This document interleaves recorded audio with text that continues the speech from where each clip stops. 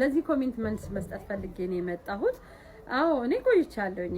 እሷን አላቅም።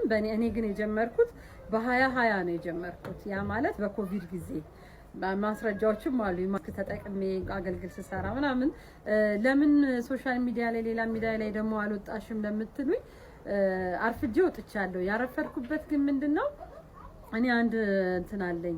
ምንድነው የምለው አንድ ሰው የ30 ሰው ምግብ ቢያዘኝ 30 ሰው ይበላዋል።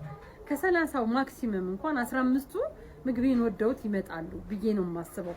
በእንደዛ ነው 6 አመት ሙሉ ስሰራ የኖርኩት እና ግን በማርኬቲንግ ደግሞ ግዴታ ምንድነው ማድረግ ያለብኝ እኔ ስራዬን ይዤ መውጣት እንዳለብኝ ነው።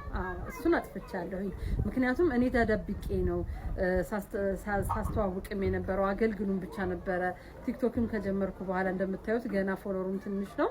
ቲክቶክም ከጀመርኩ በኋላ እንደዚህ ፊት ለፊት ወጥቼ የማላቅም እሱ ጥፋት ነው። በቃ አንድና አንድ በስራ ላይ ግዴታ እንደዚህ ፌስ ቱ ፌስ መታየት ግድ ነው።